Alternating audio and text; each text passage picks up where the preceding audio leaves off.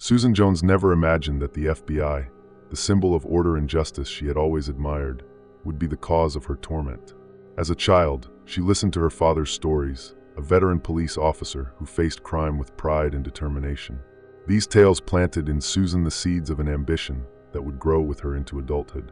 She wanted to go further, uncover the darkest mysteries, face monsters others avoided. At only 22, defying her father's wishes and expectations, Susan was accepted into the FBI's elite.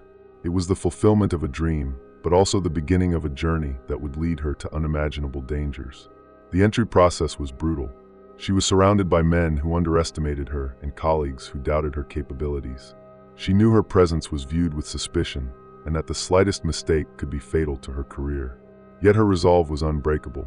Susan trained until her muscles could no longer bear it, and she held her head high, even when prejudice and skepticism surrounded her. When she finally received her badge, she knew that nothing would stop her from going all the way, no matter how dark the path ahead. In her first few months, Susan was assigned minor cases, which tested her skills and patience. They involved fraud, robbery investigations, and disappearances that, while complex, still didn't satisfy her desire to face something bigger. It was as if a flame inside her was waiting to be lit by something truly dangerous, something no one else dared to investigate. She felt her potential lay beyond solving ordinary problems, eagerly awaiting a case that would deeply challenge her. Little did she know that this desire would one day become her curse. Gradually, her skills were recognized, and Susan began receiving more significant cases. She was meticulous, observant, noticing clues that escaped the attention of other agents. This attention to detail led her to solve crimes everyone thought were suicides or escapes.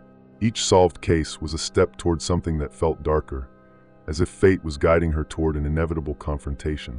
With each case resolved and each victim avenged, she felt closer to something grand and terrifying, something that no one else could see. When the dossier on Las Vegas finally arrived on her desk, Susan felt a chill down her spine. She knew this wasn't just any case. The way the victims were found, without signs of violence but with shattered minds, indicated a mystery that defied reason. She knew this case would define her as an agent and as a person. Even so, her thirst for justice kept her from backing down. Staring at the photos and reports, she realized she was willing to go to any length to uncover the truth behind those strange deaths. Las Vegas, with its bright lights and reputation as the Sin City, held something far darker than tourism revealed. The victims were just the beginning of a story that would haunt her for the rest of her life. This case was not just another, and Susan knew that once she dove into that abyss, there would be no turning back. She would face forces beyond her comprehension, which would not only test her sanity, but also threaten to destroy everything she had built. When Susan was summoned for the mission in Las Vegas, excitement and fear mixed within her. She knew this would be her greatest challenge, a case of a serial killer who left no visible traces and terrorized the city. The victims were found dead, but without signs of physical violence, as if something had ripped their souls out, leaving them empty with expressions of pure terror. This invisible brutality stirred Susan's imagination, while simultaneously pushing her to investigate further. Her determination was unshakable, and nothing would stop her from facing the danger, no matter how incomprehensible it was.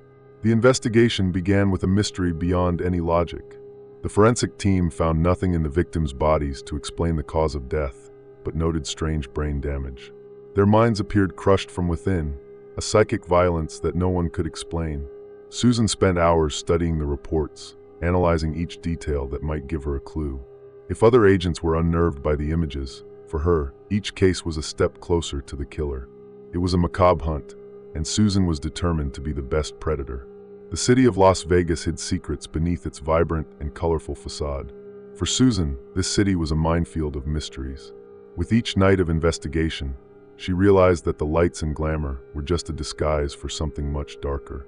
She explored forgotten neighborhoods, rundown hotels, and places where the city's dirt accumulated alongside fear. But what disturbed her most were the smiling faces that greeted her on the streets. She knew that behind each smile, there could be someone connected to the case. For her, the city's sparkle soon became a constant warning. Over time, the pressure of the investigation began to weigh on her shoulders.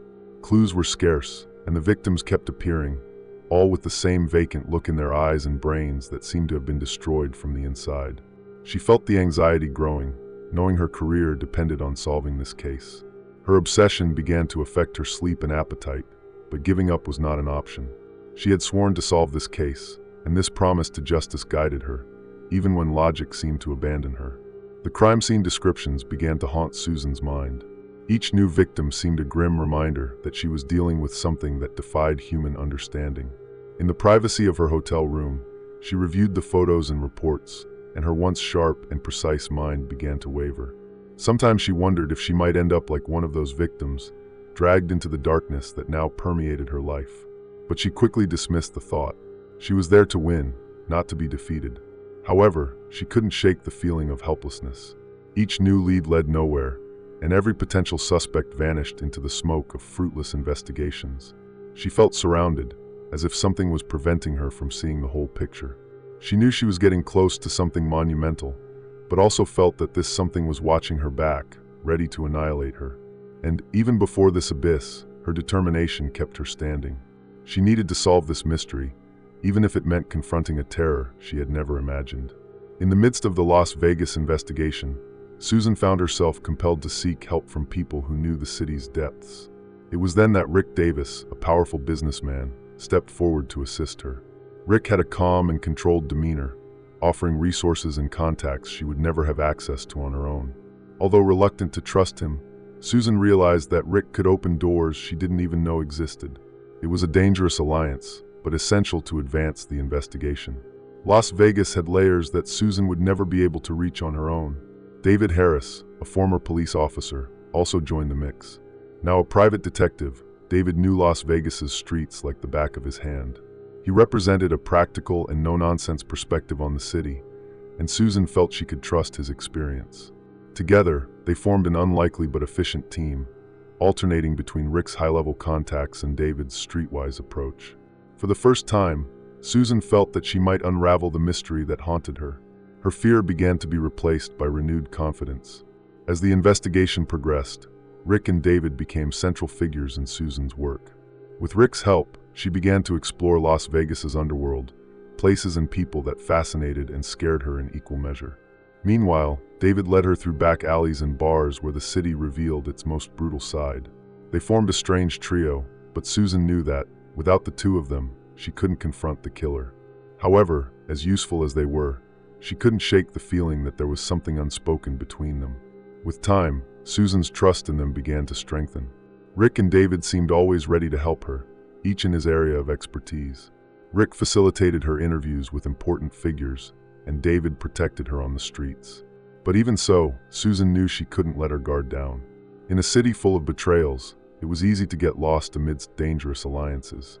Deep down, she knew she had to keep her eyes open, even if their presence was reassuring. Susan knew that, while Rick and David were helping her, they might also be manipulating the investigation to some extent. They were powerful men in their own contexts, and Susan felt she didn't fully understand their intentions. With each new piece of information, her instinct oscillated between gratitude and caution. The truth was that, as much as she depended on their help, a silent distrust made her double her attention. It was like walking a razor's edge, knowing that, at any moment, the rope might snap. Amid this dilemma, Susan decided to keep a record of every clue and every important detail. She knew that, if something went out of control, she would need evidence to protect herself. Her intuition told her something was wrong, but her professionalism prevented her from acting impulsively. Even while suspicious, she continued to follow the leads and instructions she received. After all, she needed to see this mystery through to the end, no matter the cost or the traps that might appear along the way. Over the weeks, Susan managed to interview some witnesses who could provide valuable information. One of them was Tommy Edwards, a casino manager, who revealed that some of the victims had ties to powerful businessmen. However, Tommy seemed afraid to say too much, only vaguely mentioning these connections. Susan tried to extract more details, but knew she was dealing with a man haunted by something bigger than himself. To her frustration, Tommy disappeared a few days later without a trace. Another crucial witness was Marie Alvarez, a dancer working at one of Las Vegas's most famous casinos. Marie knew some of the victims and had heard rumors that they were involved with dangerous figures. Reluctantly, Marie shared these details with Susan, but also mysteriously vanished before providing more concrete information. This pattern of disappearances began to alarm Susan, who feared that the killer was always one step ahead. The deaths seemed to be punishment for approaching the truth. With each new lead, Susan noticed that the walls around her were closing in. The witnesses were a vital link in the investigation, but one by one, they disappeared without explanation. She felt the shadows closing in, as if an invisible force was determined to thwart her efforts. Each interview was a race against time and against the fear of people becoming the next victims. It was a race against the clock, and the pressure of losing vital witnesses left Susan more anxious and determined. Susan tried to turn to Rick and David for more information, but even they seemed to be out of answers. Rick insisted he was doing everything to find them, while David accompanied her on fruitless searches. Her trust in them began to waver. It seemed that no one was safe, and the further she advanced, the clearer it became that this case would not follow the usual patterns. With each lost lead, each missing witness, Susan felt like she was being led into a dead end. In her mind, the witnesses' words echoed like a warning. Powerful people, dark figures hiding behind Las Vegas's lights, all pointed to a network of control and fear. Although reluctant to admit it, Susan began to consider that something supernatural or beyond common understanding might be at play. She felt trapped between the hidden forces and powerful interests controlling the city. Yet, though the danger was clear, giving up was never an option for her. Even in the face of the disappearances, Susan decided that she would not give up. She knew that, in some way, each vanished witness left hidden clues, details that needed to be uncovered. She began to review her notes more carefully, trying to find something she had overlooked. In the growing darkness of Las Vegas, Susan couldn't let fear consume her. She was determined to continue her search, and as long as she lived, each death or disappearance would only strengthen her determination. As the investigation progressed, Susan began to notice signs that something in her mind was changing. At times, it was as if she lost pieces of her memory, small lapses she tried to ignore. Initially, they were just minor confusions. She would forget where she had left a note or a detail of the investigation. She attributed these lapses to extreme exhaustion and constant stress. However, as days passed, the forgetfulness intensified, leaving her with a frightening sense of emptiness, as if her own mind was beginning to betray her. On a particularly long night, Susan woke up with no memory of how she had gone to bed. She remembered reviewing reports late, but had no idea when or how she had fallen asleep. She felt a slight discomfort, a void she couldn't explain. She got up and tried to continue working, but noticed that parts of her records were missing. Notes she swore she had written were no longer there, and important parts of the case seemed to have vanished from her mind. She began to wonder if something more serious was happening to her. Each day, the memory lapses became more intense and more frightening. Once, during a conversation with Rick, he mentioned a suspect they had supposedly ruled out, but Susan remembered nothing about that decision. She began to question herself, thinking she was losing control of her own mind. But the more she tried to recall details, the more confused she became. The lapses left an unsettling feeling, as if she was dealing with invisible forces affecting her perception and, perhaps, were responsible for those mysterious crimes. To avoid raising suspicion about her condition, Susan decided not to mention the memory lapses to anyone, not even to Rick or David. She knew that if her superiors found out, her career would be at risk. Her life as an agent depended on her mental clarity and investigative skills, and now, as she felt her mind fragmenting, she experienced a fear greater than that of the killer himself. After all, what was her intelligence worth if she was losing the ability to trust her own memories? But the lapses didn't stop there. During a visit to a local coffee shop, Susan ordered her usual coffee, but upon receiving it, she didn't remember making the order. She stood there, holding the cup, while a strange feeling of emptiness washed over her. She knew something was wrong, but couldn't identify what it was. The idea that she might be losing control of her own mind terrified her, and although she tried to keep her focus on the job, these small failures made her question her sanity more and more. The worsening episodes led Susan to question her ability to solve the case. Deep down, she feared these lapses were more than just stress. She felt trapped in an invisible plot, manipulated by something beyond her understanding, as if she was being gradually led to a state of confusion. But even as fear grew within her, Susan decided she would continue her search. She couldn't back down now, not after everything she had sacrificed. These lapses were a warning, but she would ignore them until she solved the case. As Susan's lapses increased, the trust her FBI superiors had in her began to diminish. The pressure to solve the case grew increasingly intense, and senior agents demanded immediate results. To them, Susan no longer seemed like the same determined and focused investigator they had known. The failures, the small forgettings, and the hesitations began to be noticed by others. In the office hallways, she could feel the suspicious looks from her colleagues and the whispers that seemed to follow her with every step. Tensions between Susan and her superiors reached a breaking point in a meeting where she presented an incomplete report. During the discussion, one of the directors questioned the accuracy of her notes, and Susan, embarrassed, realized she had made a gross mistake by omitting crucial details. The failures did not go unnoticed, and her superior's disappointment was evident. She felt herself crumbling inside, but knew she couldn't give in. She was determined to continue, even if no one else trusted her word. The growing distrust within the FBI placed an even heavier emotional burden on her. Susan felt that every day, the looks of reproach became more frequent, as if everyone was just waiting for her next slip-up. The weight of being seen as a declining agent made the work even more difficult. Despite her efforts to hide the memory lapses, she knew her performance was increasingly compromised. The FBI meant everything to her, and now the possibility of losing it all left her on the brink of despair. To make matters worse, rumors began circulating among her colleagues. Many already considered her incapable of solving the case, and the pressures intensified. Susan tried to convince herself that it was just a rough phase, but the rumors were like knives, each tearing a piece of her confidence. She knew that if she didn't solve the case soon, her reputation and career would be ruined. Still, she couldn't give up. She had a strong, deep instinct for justice and an insatiable thirst for answers. Her relationship with Rick and David also began to suffer under the pressure. Rick seemed increasingly impatient, as if he knew the investigation was nearing collapse. David tried to calm Susan, but she felt that even he doubted her at times. The constant calls, the endless questions, and the judging looks weighed on her shoulders. In a city like Las Vegas, where appearances and reputation are everything, she found herself crumbling under the expectations and demands. Deep down, Susan knew she was walking a fine line. She desperately needed to solve the case to regain the respect and trust of her colleagues, but felt that with each step, she was approaching a trap. It was a dangerous game, and the only way out was to reach the truth before the FBI decided to remove her from the investigation. For her, this was more than just a mission.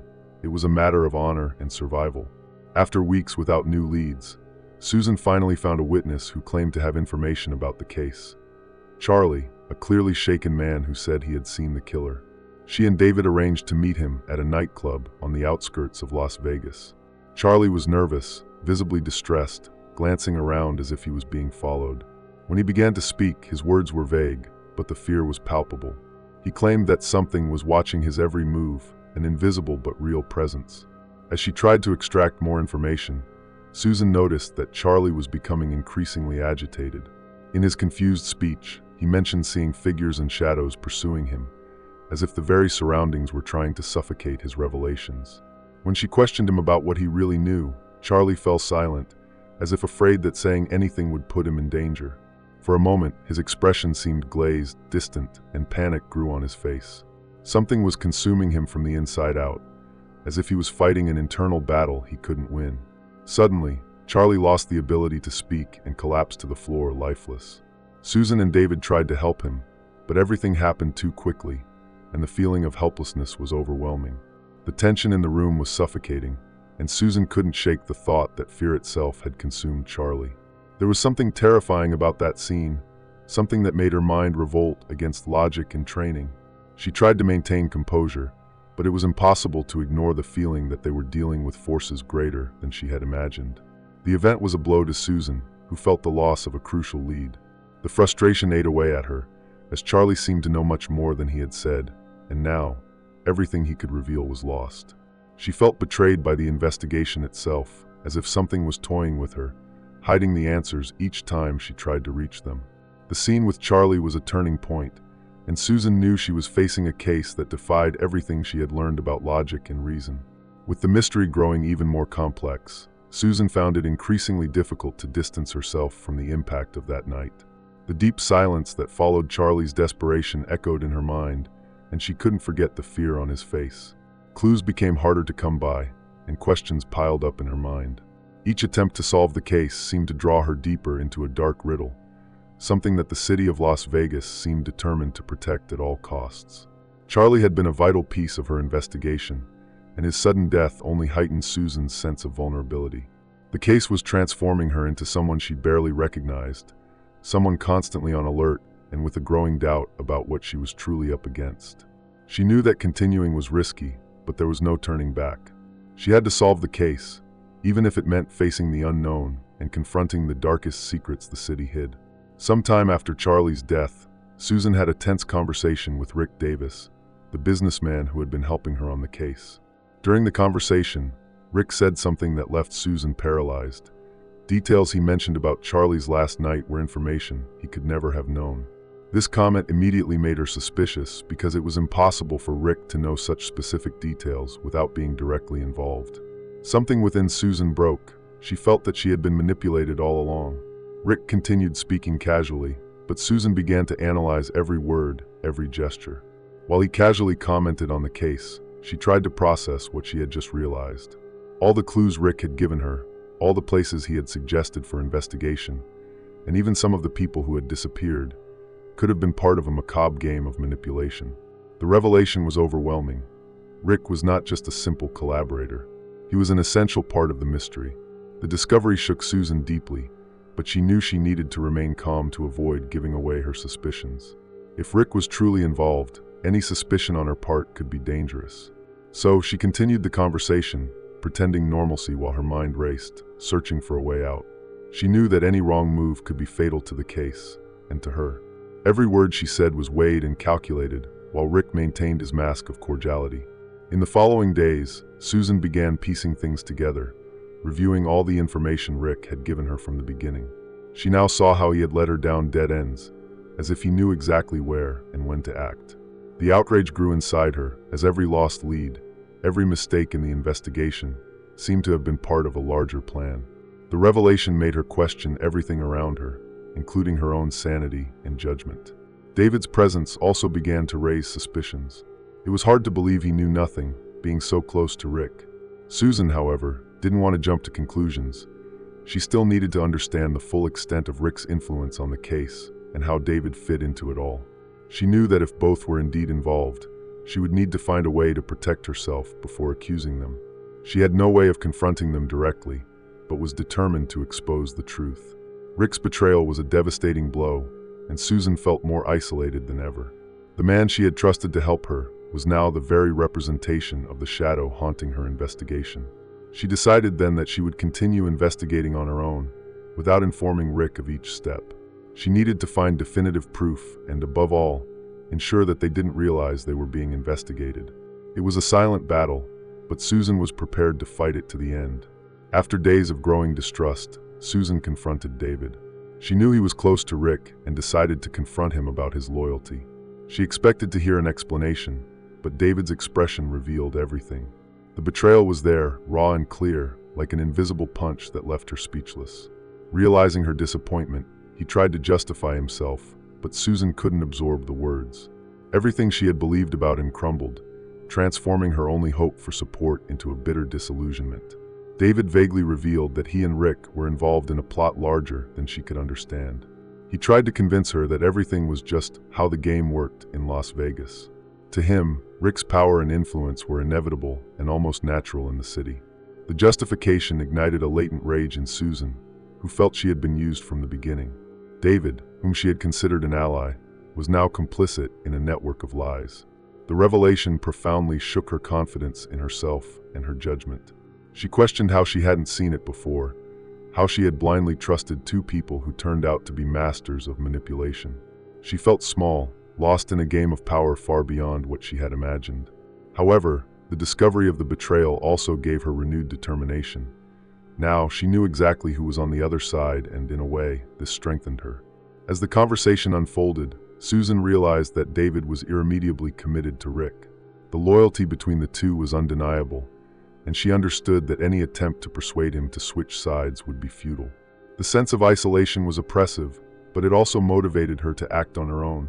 Determined not to yield, she promised herself that she would fight with all her strength to expose them.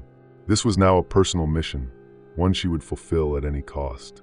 Before leaving, Susan made it clear to David that she knew of his betrayal and that he would pay for every act of disloyalty.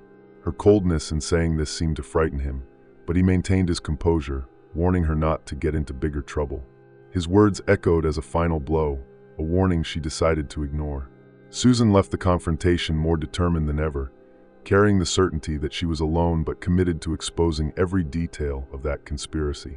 Finally, as she left the meeting with David, Susan knew that she now had to protect herself, and any mistake could cost her own life. The disappointment still throbbed, but she used that pain to fuel her thirst for justice. Determined to act without intermediaries, she began to plan her next steps, certain that the truth, even if painful, would lead her to ultimate victory. She knew she would have to be cautious, but she was not willing to stop. In a final confrontation with Rick, Susan listened, horrified, to the confession of his dark past. Rick revealed that, since he was young, he had been trained to manipulate people, to learn to control others with a cold, calculating mindset. His family, involved in the underworld, had prepared him to be exactly who he was now. This revelation brought to light the origin of all his skill at deceiving, manipulating, and using others to his advantage. He saw himself as a natural predator in a world where survival depended on intelligence and power. He explained that Las Vegas was the ideal stage for his operations, as the city itself functioned as a theater of masks and disguises. Every businessman, every important figure in the city, he manipulated for his own benefit. His speech was cold and calculated, and he spoke with a frightening frankness, as if expecting Susan to understand his actions. In the final meeting between Susan and Rick, he revealed, in a kind of personal victory, the dark past that shaped his trajectory. He told Susan how, as a young man, he was drawn into the world of crime and manipulation by his own family. From an early age, he learned the art of persuasion and intimidation, being taught to see the world as a playing field where he was the most important piece. This view turned him into someone who used everyone around him to achieve his goals, always maintaining an air of calm and control. Rick confessed that he saw Las Vegas as the ideal setting for his operations, a city where nothing was truly as it seemed. For him, every relationship was a transaction, and everything was permitted if the end justified the means. He explained that from the beginning he had chosen Susan as a useful pawn, someone he could manipulate to achieve his goals without directly dirtying his hands. Rick's brutal honesty made it clear that he had never considered her an ally, but rather a convenient tool. Rick's words, spoken with a calculated coldness, seemed to be the last piece of a macabre puzzle that Susan had been trying to assemble since the beginning of the investigation.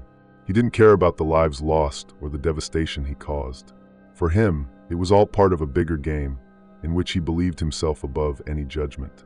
The arrogance with which he spoke only intensified Susan's resentment, as she finally understood the depth of the abyss she had gotten herself into. As he detailed his strategies and manipulations, Susan felt a mixture of disgust and despair. Rick was proud of maintaining control over Las Vegas, using fear and secrecy as tools to ensure that no one dared challenge him. This dark world that he had created and dominated was invisible to most people, but Susan now knew that many of the disappearances and deaths had been precisely orchestrated by him. She was facing a ruthless manipulator, someone who had used her own trust to destroy her. What tormented Susan most was the idea that, to Rick, people like her were nothing more than disposable pieces. She had faced danger for justice, but he had used her sense of duty as a weakness to manipulate her. Rick made it clear that he felt no remorse for his actions. On the contrary, he felt proud, as if he was superior, as if only he had the right to decide what was acceptable in Las Vegas. This arrogance made her realize that, to him, she was no longer a threat. At the end of the conversation, Rick left her with one final provocation. He knew she would never be able to expose him. With a coldness bordering on contempt, he implied that his power was so absolute that any attempt by Susan to bring him down would be in vain. In that moment, she knew that to confront him, she would have to act outside conventional methods. He had no fear of her or any evidence because he believed no one could touch him. And as she walked away, Susan understood that she would have to find a new path to defeat him. Determined to expose Rick, Susan devised a plan. She knew that any mistake could cost her life, so she needed indisputable proof. Hiding a small recorder in her pocket, she decided to confront him, trying to capture his confessions to use against him. She felt the weight of tension in every exchanged word, but kept calm, knowing she needed all the information possible to bring him to justice. Her questions were subtle but precise, and Rick, feeling untouchable, ended up revealing important details. Throughout the conversation, Rick let slip information that corroborated many of Susan's suspicions. He spoke about the methods he used to manipulate people, mentioning incidents and names casually. She managed to obtain enough to incriminate him, but needed him to confess his involvement in the deaths directly. She was willing to continue until she had enough. As Rick spoke, Susan felt herself getting closer to victory, a victory that had cost her more than she had ever imagined. When Rick finally admitted, without pretense, his role in the tragedies, Susan felt her heart race. She had obtained the evidence she needed to expose him, but she would have to leave without arousing suspicion so she could deliver the recording to her superiors. Trying not to show her satisfaction, she maintained a calm demeanor and, at the end of the meeting, left without looking back. She felt confident, as if, finally, the nightmare was nearing an end. Upon returning to the FBI, Susan presented the recording, expecting her superiors to finally see the truth. However, the reception was cold and strangely evasive. She realized that Rick's power was far greater than she had imagined. Her superiors listened to the recording but, to her surprise, downplayed the importance of the evidence, claiming it was insufficient. Susan felt the weight of disappointment setting in. The institution that should have supported her was compromised, and now she was alone. After the meeting at the FBI, Susan realized that she couldn't trust anyone. Rick's power had surpassed all her assumptions. The recording, which she believed to be a final weapon, was ignored. Discredited and disheartened, Susan began to realize she would need a new approach if she wanted to defeat him. She was exhausted but couldn't give up. Now it was a personal battle against a corrupt system that protected the very criminal. Finally, with the recording rejected and her reputation under attack, Susan decided she would continue the fight, even if it meant acting outside the law. She knew that any attempt to expose Rick would be seen as a threat. Determined, she began to plan her next move. If the truth wouldn't be accepted, she would ensure Rick paid in a way he never expected. Noticing the threat Susan represented, Rick and David began setting a trap to discredit her. They meticulously forged evidence and manipulated records to make it seem like she was involved in illicit activities. They created a fake dossier incriminating her, indicating that Susan had leaked confidential information. The speed and precision of the operation left her in shock, as if the ground had disappeared beneath her feet. When Susan realized what was happening, it was already too late. The FBI superiors confronted her, demanding explanations for the accusations in the dossier. She tried to defend herself, but the evidence was so detailed that even she began to wonder if she had let something slip. Every word she said was used against her, and she felt cornered, trapped in a web of lies that Rick and David had spun with precision. The sense of betrayal was unbearable. The trap closed completely when the FBI decided to suspend her. Overnight, Susan went from respected agent to suspected of corruption and negligence. Even with her reputation destroyed, she still tried to reveal the truth, but the system was against her. Rick and David had eliminated all her chances of proving her innocence. The case was officially closed as unsolved, and Susan was forced to accept that, to the FBI, she was now a discredited agent. The pain of being unjustly accused and betrayed by those who once supported her was a deep blow. Susan saw her work reduced to nothing, as if every effort, every sacrifice she had made had been in vain. She felt powerless, destroyed by a system that protected those who should be judged. And while Las Vegas continued to shine outside, she found herself in an even darker place, forced to carry the weight of the truth that no one else wanted to see. Suspended, without support or resources, Susan began to question the meaning of her fight. She had faced the unimaginable, uncovered dark mysteries, and risked her life for justice, but in the end, she was alone, defeated. However, her resolve would not let her give up completely. She knew there was still a chance, however small, to expose Rick and David. She didn't know how, but deep down, she knew that this story was not over. Even knowing her steps were being watched, Susan decided to continue her search for the truth. She knew that Rick and David still considered her a threat, and that any attempt to expose them would be dangerous. But the thirst for justice still burned within her. The fight had become personal, and even with everything against her, she was willing to sacrifice what little remained of her own safety to finally see the downfall of those who betrayed her. With the successful sabotage, Susan was completely demoralized. The media quickly learned of the accusations against her, turning her name into a synonym for betrayal and corruption. The tabloid newspapers did not hesitate to defame her character, and she watched as her image was destroyed at record speed. Those who had once admired her now criticized her, as if she had never been a respected agent. The impact on her life was devastating, and she began living under the weight of public contempt. Her connections with former colleagues were cut off, and those who had once been friends now ignored her. Susan realized that Rick's power extended beyond just controlling an investigation. He had the ability to shape public perception, erasing her credibility like one blows out a candle. She attempted to contact former allies, but every door she knocked on quickly shut. There was no place for her in the world she had known, and her fight for justice seemed to have been in vain. The pressure from the media and social isolation led Susan into a deep loneliness. Each day seemed like a struggle just to keep going, and she began to question her own worth. However, something in her essence still refused to completely surrender. Despite all the contempt she now faced, there was still within her a desire for justice. She decided that, even discredited, she wouldn't let Rick and David win entirely. Living far from the FBI made her realize how much she had depended on the institution. But it also helped her understand that her personal mission was never tied to the approval of others. Susan knew that if she wanted to win, she would have to fight from the shadows on her own. The world Rick had shaped around her might be powerful, but she knew the truth, and in the end, that was all she had left. She decided that she would use that truth as her final weapon, no matter what happened. One lonely night, reflecting on everything she had lost, Susan finally made a decision. She knew that to expose Rick and David, she would have to abandon conventional methods. In her mind, the idea of a cold revenge began to take shape, something that would not only unmask the two, but also show the world the monster that Rick truly was. That idea gave her new hope, a dark determination that motivated her each day. Waking up the next morning, Susan felt different.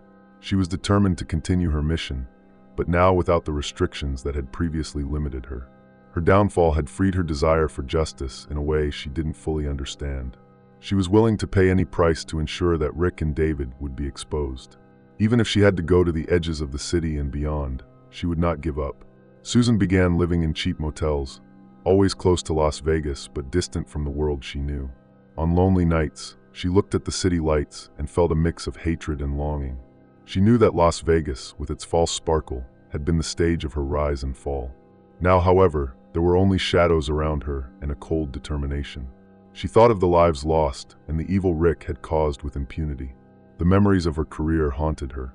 Every case she had solved, every person she had saved, now seemed nothing more than distant memories. That Susan, full of hope and confidence, was gone, replaced by someone tougher. Every defeat, every betrayal, had molded her into someone relentless, willing to operate in the shadows to bring about justice. Over time, she accepted that her own life no longer mattered. The only thing that truly mattered was exposing Rick. With no friends, no career, and no support, Susan became a solitary and obsessive figure. She spent hours tracking Rick and David's every move, cataloging their actions, looking for any slip-up. The thought that she might one day see them pay for their crimes was what kept her alive. She felt that her fight was now personal, as if Rick represented all the injustices she had ever faced. Las Vegas, with its lights, had become her battlefield, and she was willing to fight to the end. Despite the pain, Susan felt a strange peace in her new life. Freeing herself from institutional shackles left her free to act as she pleased. She knew she was alone and that she might never regain her name or career, but she accepted that as part of her destiny. Now, Las Vegas was her only home, a place where she could observe and plan without being noticed.